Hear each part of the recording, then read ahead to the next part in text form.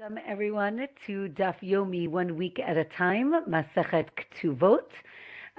We are at our 7th lesson for this Masechet, and we are going to be reviewing today Daf 42 to 48, and we are going to be starting the 4th chapter of Masechet Ketubot, and we're going to continue.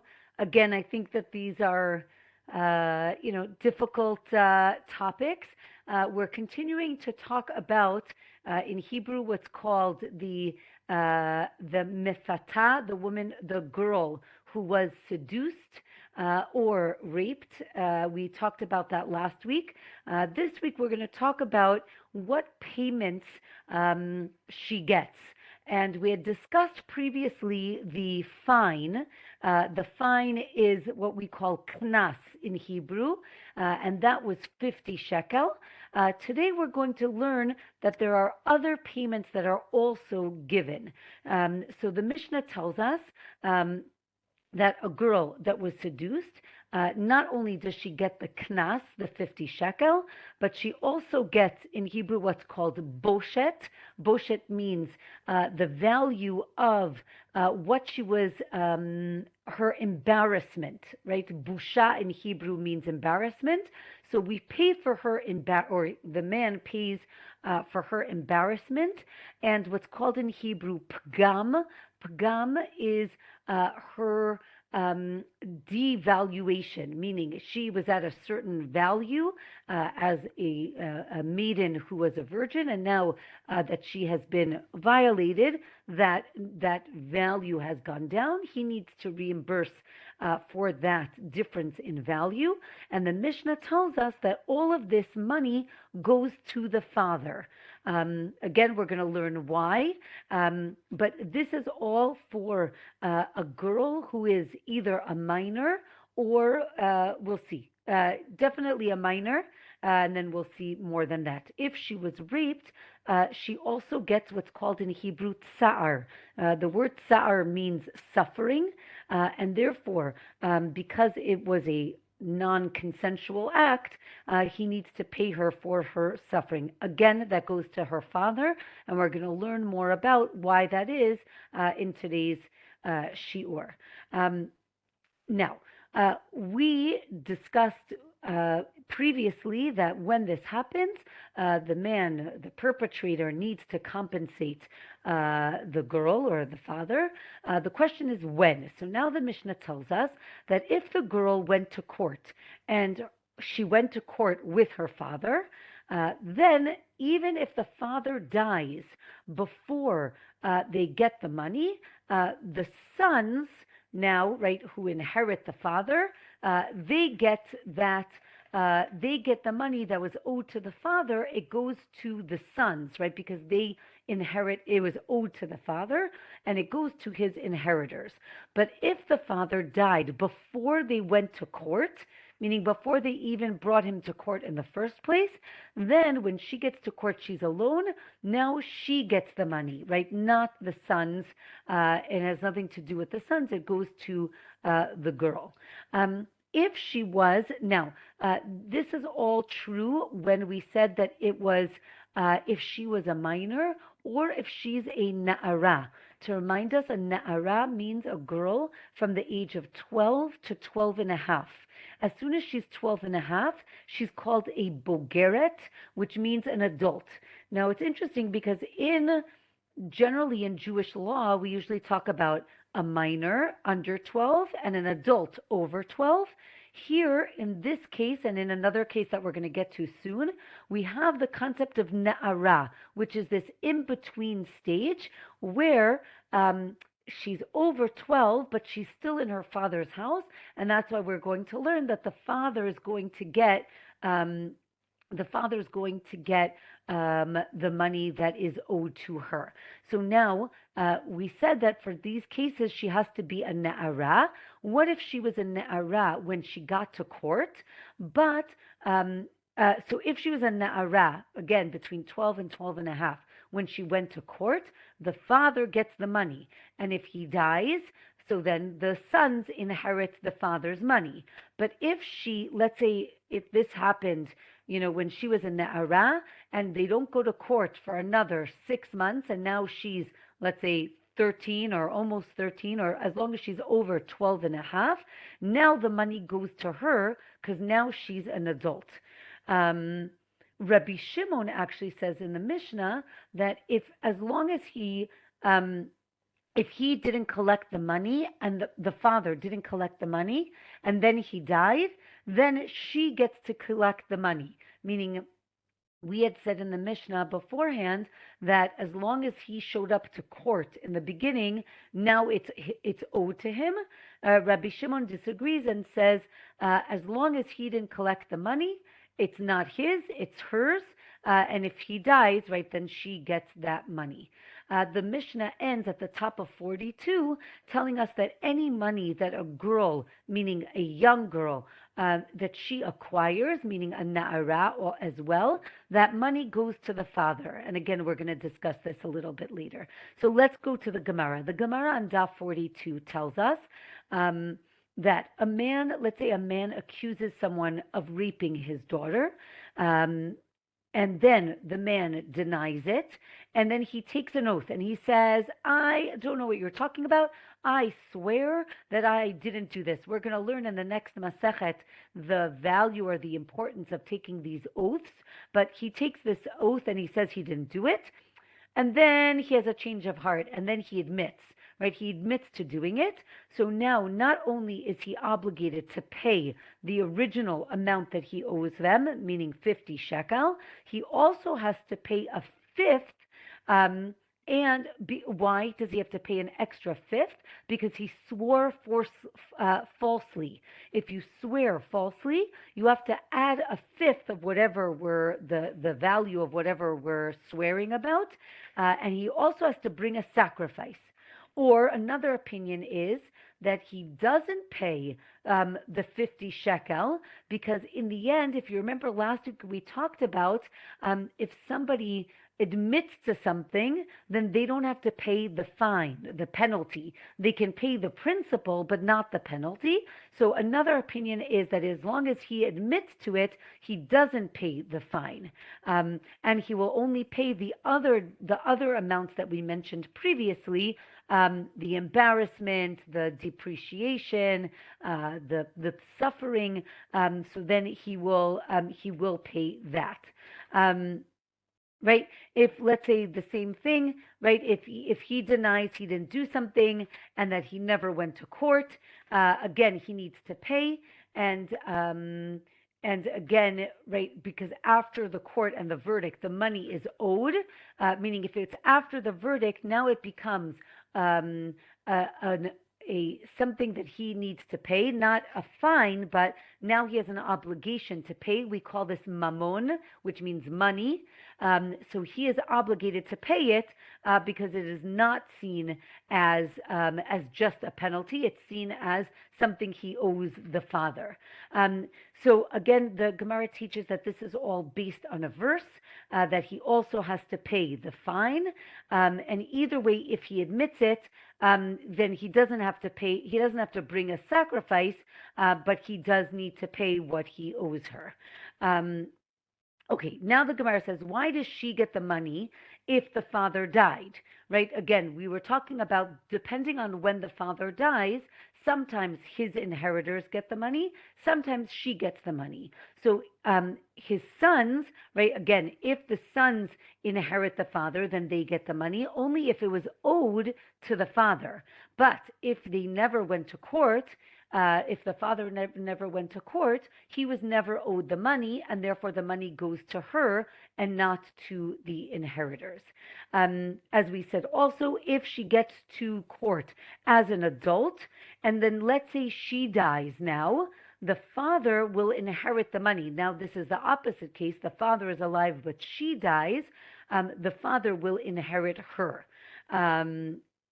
Okay. Daf 43 tells us that, again, let's go to the top of 43. The top of 43 tells us that a daughter who is fed by her brothers, meaning she's supported by her brothers. Let's say there's no father around. So now the question is, who do her earnings go to? As we mentioned before, any girl, again, who's under 12 and a half, any job, any money that she earns goes to the household. Generally, that means to the father, but let's say there's no father. So here the question is, right, are the brothers like the father, and therefore the brothers get her earnings? Or no, right, she is now independent. Yes, the brothers are helping her, but that's coming from the estate, not from the brothers. So that's the question of the Gemara. So the Gemara says, well, a widow is supported by the children, and her earnings go to them, right, to the children. Therefore, maybe so to the daughter. So the Gemara says, well, maybe we can't compare the widow and the daughter, because we know that if, let's say, the husband dies and the estate does not have a lot of money, so the Gemara always wants to know what happens with the estate, what happens with the money. So the Gemara tells us that in the case of a widow and a daughter, the widow gets fed, she's supported, and then the daughter has to go and basically ask for charity. So we see that the widow and the daughter are a little bit different. The Mishnah, however, our Mishnah implies that it doesn't go to the brothers and that she keeps it. So again, the Gemara says, no, it depends whether or not they're supporting her, that if they support her, then maybe the money does go to them.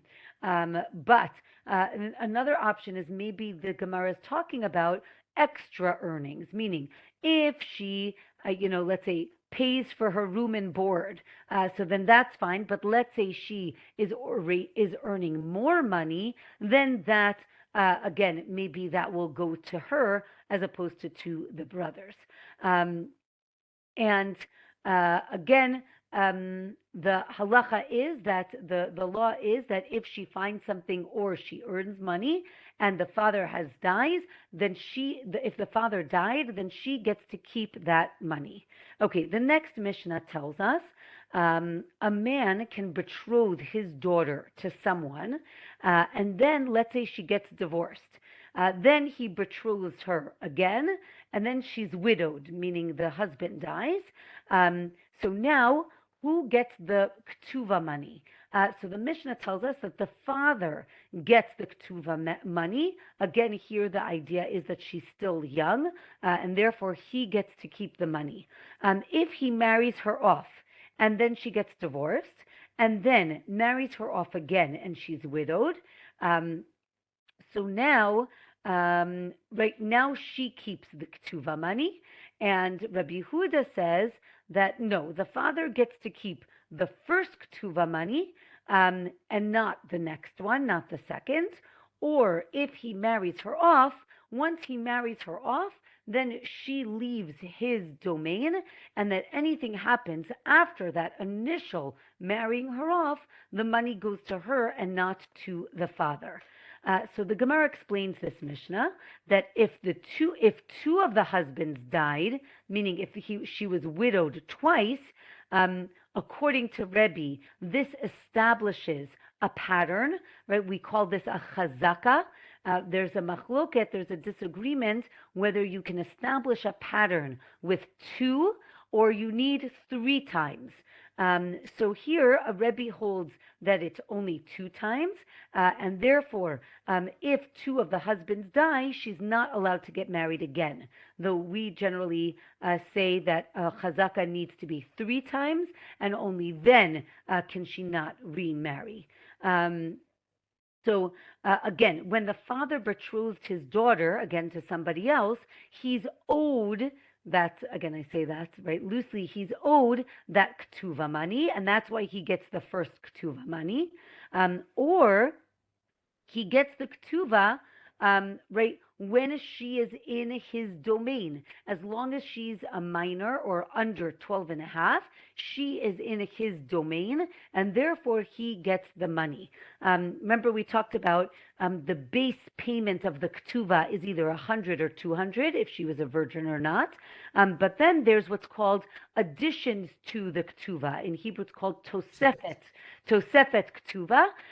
So the tosefet ktuva, the Gemara tells us that let's say they break off the let's say they get engaged. Again, when I use the word engaged here, I don't mean our engagement, but I mean betrothed, meaning they do Kidushin. If that happens and then they break it off, so the Gemara tells us that she gets the base payment, either the 100 or 200, but she doesn't get the tosefet ktuva. That's only after they were married, and that's when she gets all of it. Or there's another opinion that she gets none of the ktuva money.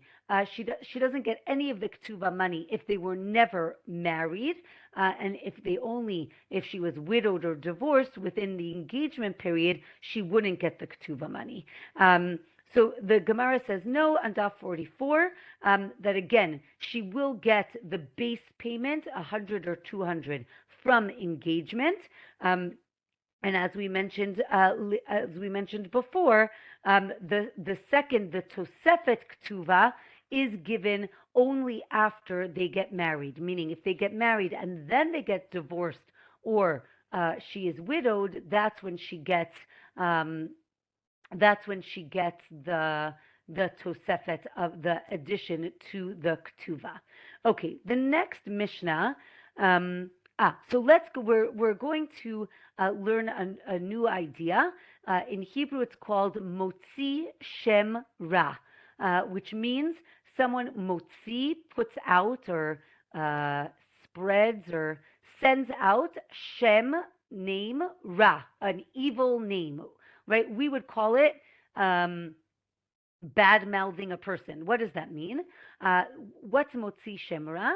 That if there is a young maiden, and then she gets married, and the husband accuses her of having an affair while they were engaged, he is now again motzi shem ra. He's giving her a bad name.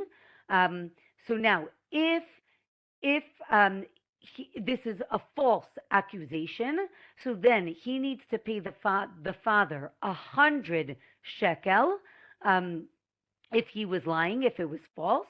If, however, he was telling the truth and the woman did have an affair while they were engaged, she's actually put to death by stoning. So again, this is the na'ara, this is the girl, the young maiden who was engaged, again, betrothed, that's almost married, right? Again, in the time of the Mishnah and the Gemara, there's two parts of being married: the Kidushin or Erusin, right, which is the engagement period. At that point, she is not allowed to be with any other person, and if she is, it's as if she's having an affair, which again is against Jewish law. So those are all the parameters. So the Mishnah tells us that if the girl was a convert, then she gets, instead of being stoned, she gets a different punishment. Both of them are death, just in a different way. She gets strangulation, and there isn't this 100 shekel payment, because again, now I think that this is also just important to understand, and we're going to go through this a few times in our Gemara.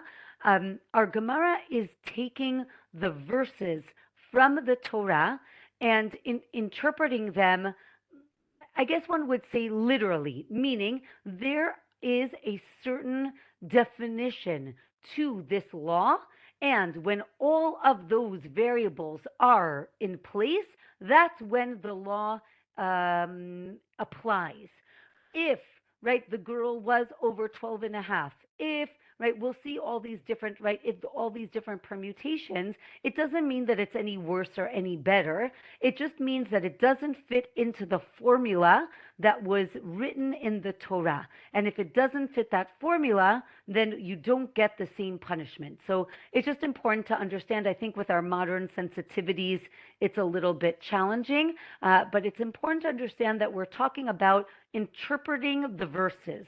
We want to interpret the verses accurately. And if it falls outside of that formula, then the punishment will not be the case. So, again, here it's talking about a convert versus a girl who was born into Judaism, again, implying that the verse is only referring to a girl born Jewish. If she wasn't born Jewish, so then she's not in this category of being stoned.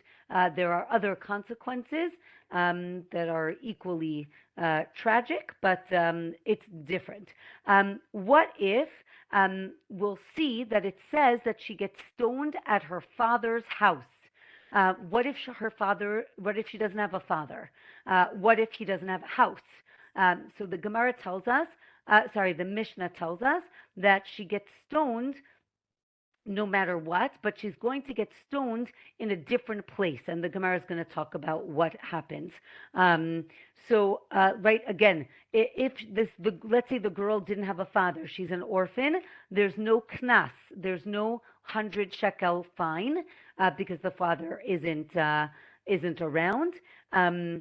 However, if an orphan is seduced, going back to what we started with in the beginning of this class, she does get the knas, the 50 shekel, because again, if there was a father at the time that it happened, then she is owed that money, so she does get it.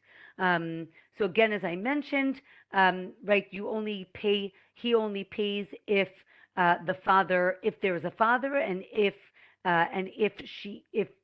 he was around when it happened. Okay.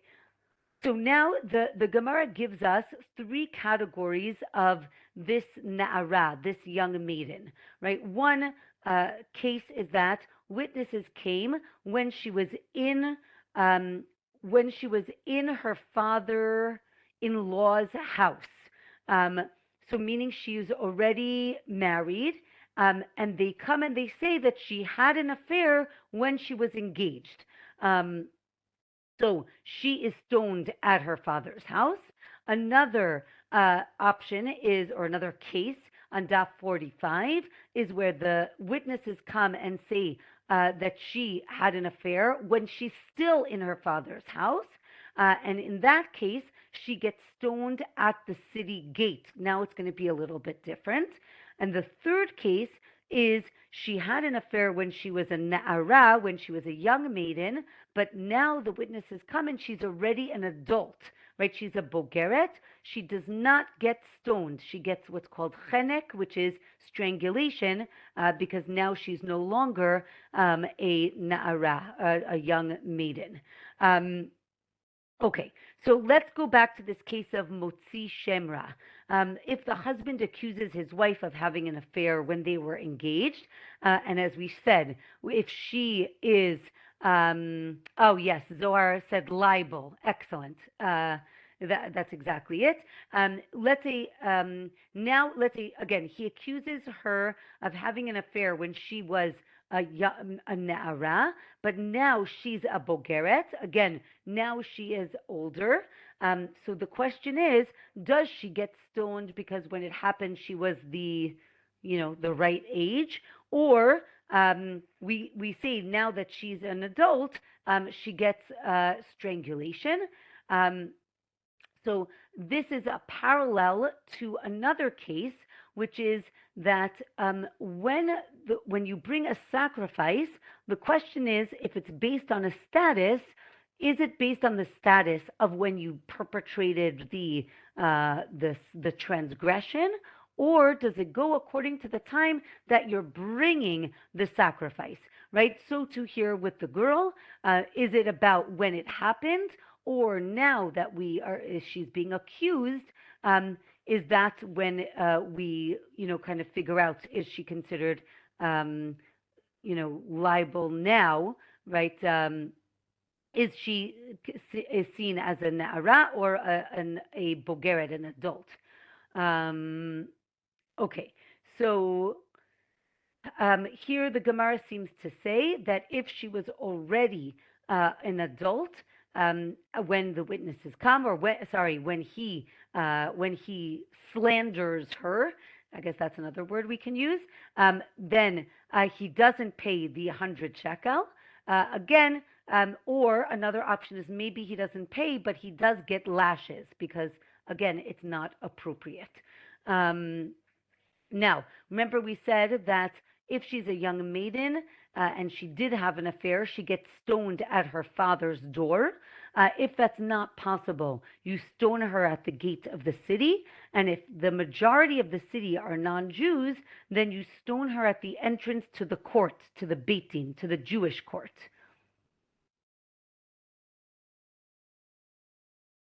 Excuse me.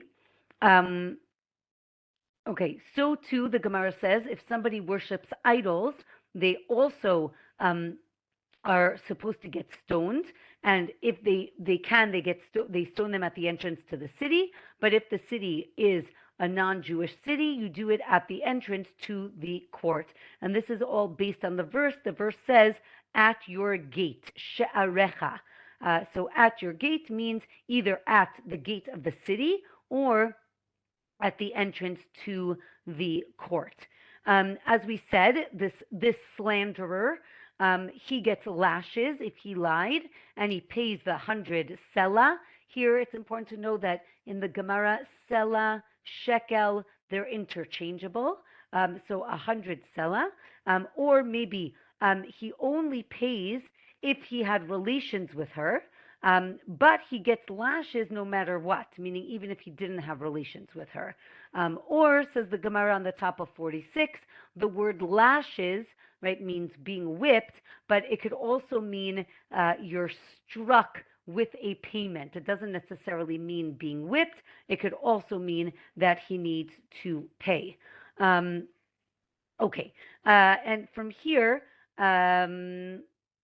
we say that again, the slanderer he is punished. What does punished mean? It means he needs to pay the certain payments that we mentioned, and we chastise him. That means that he gets lashes. He gets both of those things. The Gemara says, how do we know that this is the case? Because the Torah tells us, don't be a talebearer, right? Don't go around and spread rumors. That is the warning that you should not, right? You should not slander another person. It also says to keep away from evil things. All of these things are hints to the fact that you should not do this to other people. If, let's say, the husband hires witnesses to testify falsely, then they actually get stoned instead of her, meaning they get the punishment that they were trying to give her. So the Gemara says, or if the husband, the first case is if two witnesses come and testify falsely. The next case is if the husband hires these false witnesses, he gets punished, right? Because he's the one who hired them and he's the one who made them do it. Okay. Again, as we said, that again, he's going to have to pay if he speaks falsely. Okay, the next Mishnah tells us that the father has rights to his daughter's Kidushin, to her betrothal. So again, now we're going to talk about, in the beginning we talked about the father gets the money. So now this Mishnah is going to explain everything that we mentioned previously, that basically the father acquires anything that the daughter acquires. So if she is betrothed with money, then that money goes to the father, or with a contract, or he has the right to give his daughter to anyone that he chooses, to have relations with, meaning he has control. He can betroth her to whoever he wants. He also acquires anything that she finds, right? If she finds something on the floor and picks it up, he acquires it. And anything that she earns, let's say she has a job, he basically is owed or acquires all of that money. And he can annul her vows. The Gemara is going to find verses for all of these things to prove all of these things. The father can accept her get, her divorce contract. He can accept it if she's a minor. He cannot, however, benefit from her property that she inherited from her mother, right? If it went directly from her mother to her, he cannot benefit from that property. If she gets married, now the husband is more than the father because he does benefit from her property. And that being said, the husband needs to support his wife. He needs to redeem her if she's captured, right? If there's a ransom, he needs to ransom her. And he has to bury her. Okay, so the Gemara tells us that a girl who is sold by her father, when she goes free, the verse says she doesn't get any money. That implies that a regular girl, when she leaves her father, he does get money, right? What was that money? The money from the Ketubot, right? Or the money from the betrothal. This applies to a minor, a ktana, and a na'ara, right? And a girl between 12 and 12 and a half. For a girl who is engaged, a na'ara who is engaged, now because she's kind of half in her father's house but half with her husband, now her husband and her father annul her vows together, not one or the other. And the Gemara on Daf 47 tells us that we don't want the father to be upset with her. Therefore, when she finds something, right, if she keeps everything, he might get upset, and therefore she needs to give it to her father. And, right, just like with a maid servant, the money goes to the master, so too for the daughter, the money that she makes goes to her father. Again, as a minor and as a na'ara, between 12 and 12 and a half. So the Gemara now brings verses showing that the father can marry her off, and also that the father can annul her vows and accept her get, her divorce. There's a machloket if the father can reap the benefits from the daughter's inheritance, what we mentioned before.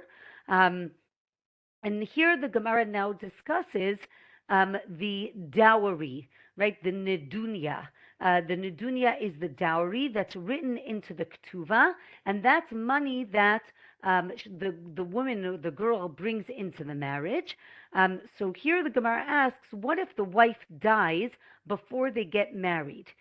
So now we have a machloket, right? If the husband gets the dowry because they were never really married, meaning they're, as I mentioned before, they're quasi-married. So the Gemara now has this discussion that maybe the dowry is only if they get married, or even from when they were engaged. There's also a machloket if he dies, right? If he dies, does she get the ketuvah if they weren't married yet? So the Gemara says maybe she only gets the base payment and not the extra payment that we mentioned before. We said that the husband has to feed his wife, and now the Gemara explains that these are going to come in pairs, right? Basically, the husband does something for the wife, then the wife does something for the husband. What does that mean?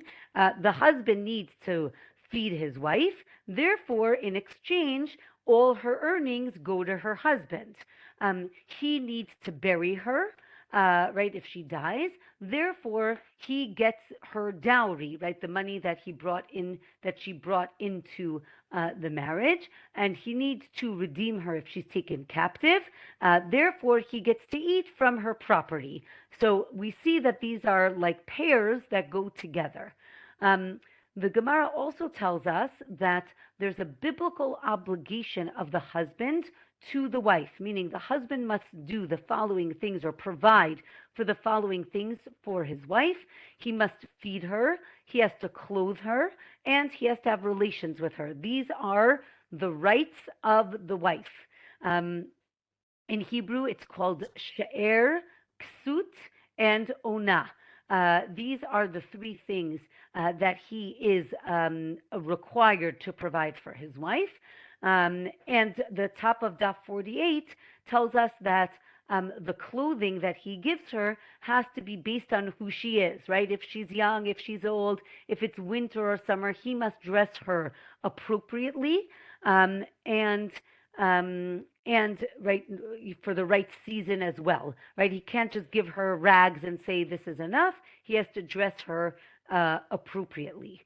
The Mishnah also told us that the husband needs to hire people to play flutes and women to wail at her funeral. This seems to be kind of the funeral deluxe, right? He needs to make sure that she has a very proper funeral.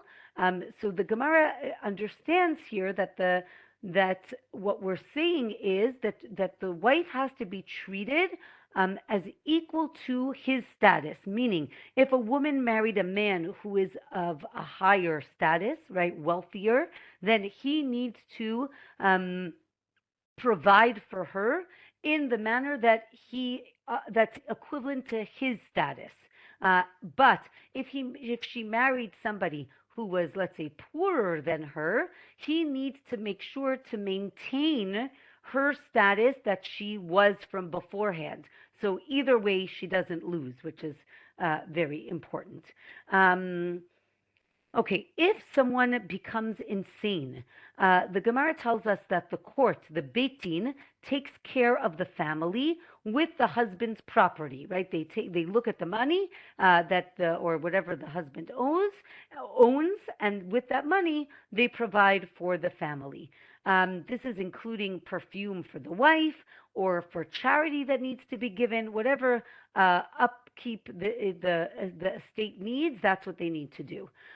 If the wife dies while the husband is overseas, so the court takes care, again, the court takes money from his property and buries her according to his status, as we mentioned before, if it is higher than her status. If a dying husband says, right, don't use my money to bury my wife, then we listen to him because, again, maybe, right, not maybe, the money the estate goes to the orphans, and it seems that we want to make sure that the orphans have money as well. Or the Gemara says, no, we don't listen to him, and we actually use the money to pay for the burial of the wife. Okay, the next Mishnah tells us that the girl is always in her father's domain till she marries her husband. Right, again, as we mentioned, at betrothal, there's kind of this, I would call it like shared custody, even though she's still living in her father's house. However, right, if the father or his messengers go with the husband's messengers, right, let's say a girl is engaged to someone from another country. So let's say the husband doesn't want to come and pick her up, so he sends a messenger. As soon as the messenger as soon as the girl goes with the husband's messenger, now she's considered in the husband's domain, and she has left the father's domain. So again, if the father goes with, let's say the father decides to travel with the messengers of the husband, then she's still in the father's domain. As long as the father is still around, she stays in the father's domain. If he doesn't go, then she's in the husband's domain. So the Gemara says, even if the time of the wedding came, she's still seen as in her father's domain. There's a machloket when she can eat truma, right? Let's say a girl, a Yisrael girl, marries a priest, a Kohen. right? The priest is allowed to eat truma, and for sure, as soon as she marries him, she can eat the truma. What about if she's engaged to him? Can she eat the truma? Maybe only she can only eat truma when she gets to the chuppah, meaning when she gets married, or maybe it's when she's given over to the messengers of the husband. Then it's seen um, as she has been transferred to her husband's domain, and then she can eat the truma, right? So remember we talked, what if the father goes with her, or if the husband goes into her house to sleep, let's say they're on their way, let's say she dies now. So the question is, who inherits her, right? Because she's, again, not fully married yet. So if the father went with her, then if she dies, the father inherits her.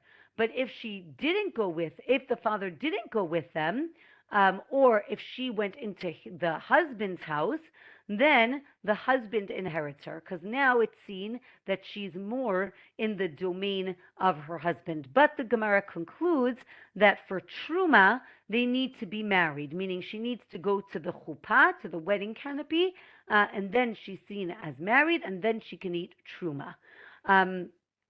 Right? If she was handed over to the messengers of the husband, and then she has an affair, right, before she gets married, but she's in this quasi state, then she gets chenek, she gets strangulation, because she's not the young maiden from before who was in her father's house who got stoning.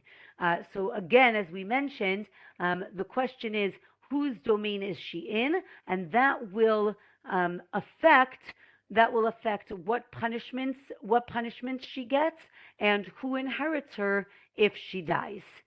And with that, we finish our week's daf. The dafim were pretty short today, so we did it in 42 minutes, not bad. So wishing everyone a wonderful week. I actually will share with you that my son is getting married on Thursday. Mazel. Thank you.